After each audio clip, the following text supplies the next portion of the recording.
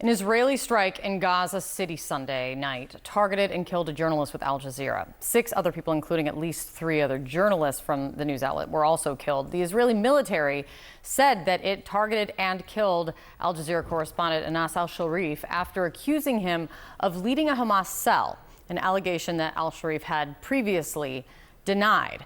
But this strike also comes as international condemnation is growing against the Israeli Prime Minister's plan for a military takeover of Gaza City, an expansion of the operations already underway. On Sunday, United Nations officials warned that the move that Netanyahu is about to carry out could lead to, quote, calamity. In a rare news conference with international media, Benjamin Netanyahu defended his plan, saying this move is the fastest way to end the war. Contrary to false claims, this is the best way to end the war and the best way to end it speedily. With me right now is Yehuda Cohen. He is the father of Nimrod Cohen, an IDF soldier who was kidnapped by Hamas on October 7th. The family believing that their son is one of the 20 hostages still alive in Gaza after being held there now for 674 days. Yehuda, thank you so much for being here with us. You've been outspoken against the prime minister in this. When you hear him say that he says this expanded operation is the best way to end this war and to end it fast, how do you feel about that? Well, I don't believe him. I don't believe him, and no one believes him, especially when chief of staff and other experts say this is not the right way, say this time to end the war, get the hostages back, we can always return. And beyond that, Chief of Staff said the army is exhausted. After 22 months of fighting, army is exhausted, there are no plans, and we endangering hostages, and we need to end it and get a hostage deal. Everybody says that, except Netanyahu and his extreme government.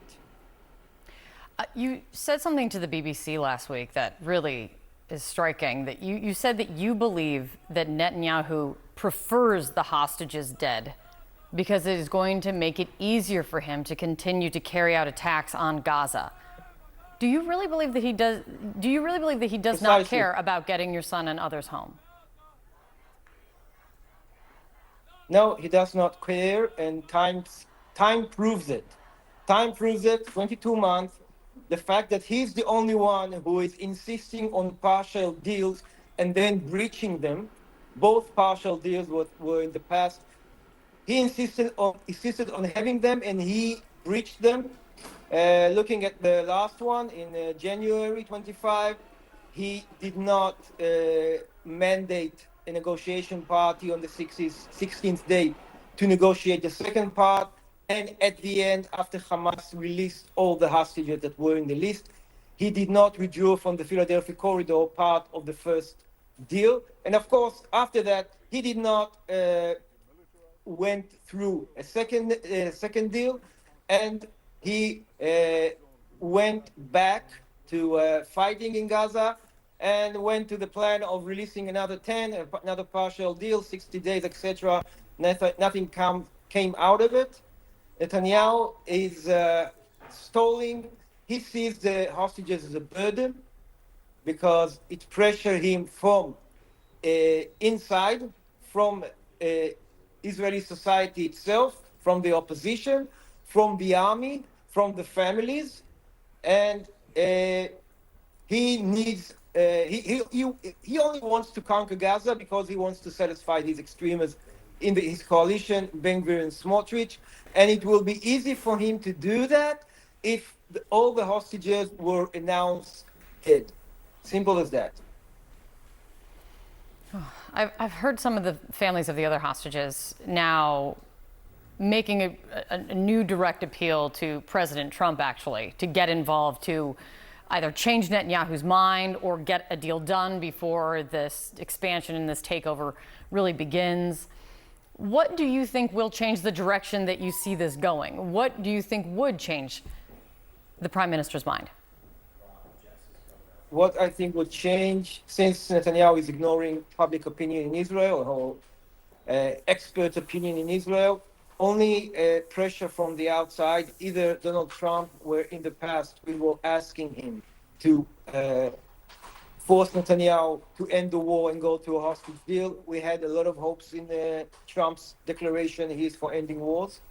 Or take the European channel, declaration of Palestinian state. It's not for the declaration itself, it's for putting pressure on Netanyahu to end the war, what everybody wants except him and his extremists, and return all the hostages.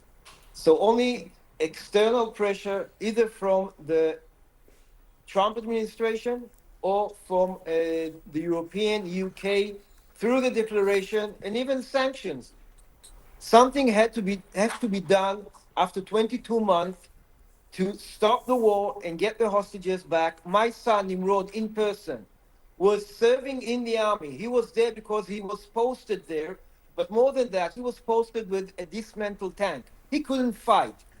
He couldn't do anything. He and his team were helpless there at the front. Hamas easily neutralized their tank, killed the driver at that action, and then forced the rest of the three teammates out, assassinated two of them on the spot, and took Nimrod alive. The rest were taken dead. This is the situation, and my country, my government has a basic responsibility to bring him back, because he was posted there by the government, and he was brought there with dismantled equipment, meaning the responsibility is triple. The fact that he's an Israeli citizen, the fact that he's a soldier, and the fact that he was posted there with dismantled equipment. Yehuda Cohen, thank you so much. Situation. Thank you so much. Nimrod Cohen, 22 months. His son has been held captive in Gaza now. Thank you very much for your time. Israeli Prime Minister Benjamin Netanyahu is defending the idea of a military takeover in Gaza City, despite a growing chorus of objections. United Nations officials are warning the plan would lead to what they call another calamity in the enclave. And inside Israel, families of the hostages are calling for a nationwide strike next weekend to protest the decision to expand the war. Some of them appealing to US President to exert more pressure on Israel's government to end the war. I again want to ask President Trump and Mr. Witkoff, we don't need more war, more dead hostage, more dead soldiers. We need a deal to end this war and save them.